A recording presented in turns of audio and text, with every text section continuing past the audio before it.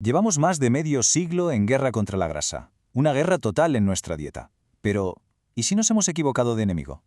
¿Y si el malo de la película no era quien nos habían dicho?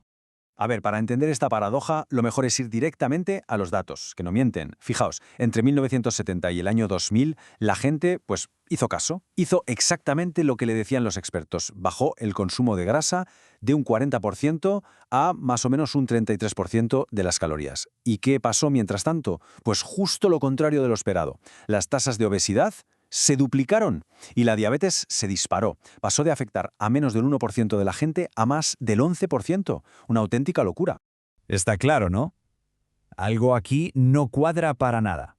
Se siguen las recomendaciones al pie de la letra, pero la salud de la gente, en lugar de mejorar, empeora. Y mucho. Esto nos lleva a una pregunta clave, una que vamos a intentar desgranar. Bueno, pues para intentar resolver este embrollo tenemos que tirar del hilo, volver al mismísimo principio. Vamos a ver de dónde salió ese consejo que, literalmente, lo cambió todo. Y ojo, que esto no era un consejito sin más, ¿eh? No. Se convirtió en el pilar de la nutrición moderna. Era una orden, una directriz súper simple y que en apariencia tenía toda la lógica del mundo. Y se oía por todas partes, en la consulta del médico, en la tele, en los anuncios, hasta en la caja de cereales. Se convirtió, en un dogma incuestionable. Y la gente, pues claro, hizo caso. Este gráfico lo deja clarísimo. Se bajó el porcentaje de calorías que venían de la grasa, pero claro, esa energía tenía que salir de algún sitio. ¿Y de dónde salió? Pues de los carbohidratos. El consumo de cereales subió casi un 30%. De repente los platos se llenaron de pan, de pasta, de arroz. Vale, y aquí es donde la historia oficial empieza a hacer aguas. Fijaos en esto. Se hizo un estudio gigantesco, el más grande y caro de la historia, llamado la Iniciativa para la Salud de la Mujer. Casi 50.000 mujeres siguieron esta dieta baja en grasas. Y después de 10 años, ¿los resultados? Pues demoledores. No se vio ningún beneficio para el corazón, ni menos infartos, ni menos cánceres importantes, nada. Entonces, la pregunta es obvia. Si el estudio más bestia que se ha hecho no pudo demostrar que la teoría funcionaba, ¿de dónde narices salió esta idea? ¿Por qué se nos metió tanto en la cabeza? Pues para entenderlo, tenemos que hablar del protagonista de esta historia. Un protagonista, por cierto, bastante polémico. Su nombre era Ansel Keys, un científico, sin duda brillante, pero con una personalidad que tela. Sus propios compañeros decían que era una fuerza de la naturaleza. Un tipo arrogante, implacable y convencido al 100% de que tenía razón. Y lo más importante, tenía un don para convencer a todo el mundo. La teoría que propuso, la famosa hipótesis dieta-corazón, era perfecta. Sencilla, elegante, fácil de entender. Una cadena lógica. La grasa saturada del plato sube tu colesterol y ese colesterol te provoca un infarto. ¡Pum! Conectaba directamente lo que comías con la principal causa de muerte. Parecía tener todo el sentido del mundo. Y claro, necesitaba una prueba. Y la presentó. Fue su famoso estudio de los 7 países. Este estudio se convirtió en la Biblia, en la prueba irrefutable que todo el mundo citaba para decir, ¿lo veis? La grasa saturada es la culpable.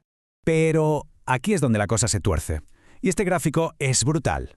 A la izquierda está el gráfico de Keys, el de los 7 países, y la línea es casi perfecta, una correlación de libro. Pero a la derecha vemos lo que pasa cuando metes en la ecuación todos los datos que había disponibles en ese momento, los de 22 países, y de repente la línea perfecta desaparece. La correlación se va al traste, es mucho más débil, mucho más caótica. Esto, claro, huele a lo que en ciencia se llama cherry picking, o sea, elegir solo los datos que te vienen bien. Y no es una suposición, ¿eh? Uno de sus propios colaboradores, un tal Henry Blackburn, llegó a admitir que Keys, tenía una aversión personal a los datos que no encajaban con su teoría. O sea, que si algo no le cuadraba, lo ignoraba. Vale, que la ciencia a veces tenga sus fallos es una cosa. Pero, ¿cómo es posible que una teoría tan cuestionada se convierta en la recomendación oficial para millones y millones de personas? Pues aquí es donde el relato se pone todavía más interesante. Fijaos en esta cronología. Es alucinante. En menos de 25 años, una simple hipótesis científica presentada en una charla pasa a ser la política de salud nacional, pasa de un laboratorio a la ley.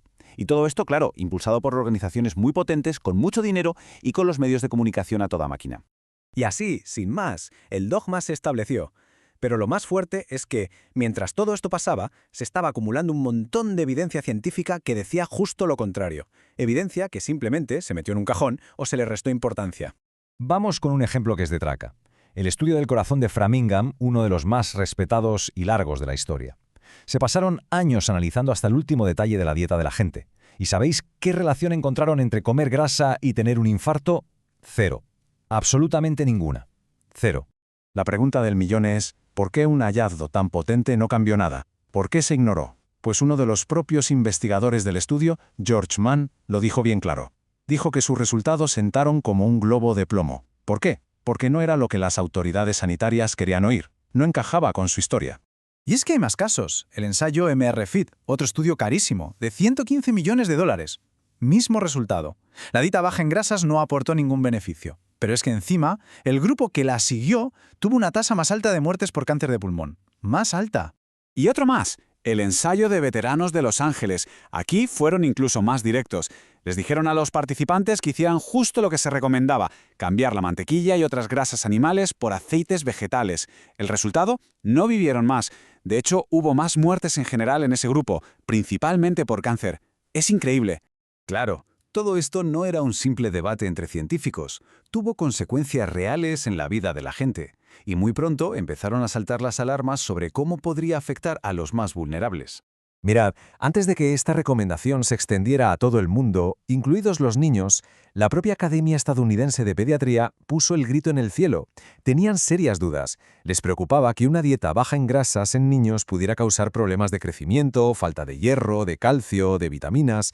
Pero a pesar de estas advertencias tan serias, la recomendación se impuso igual.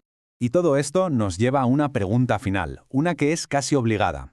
Hemos visto la paradoja de los datos, hemos visto la historia de cómo una teoría se convirtió en un dogma y hemos visto la cantidad de ciencia que se quedó por el camino.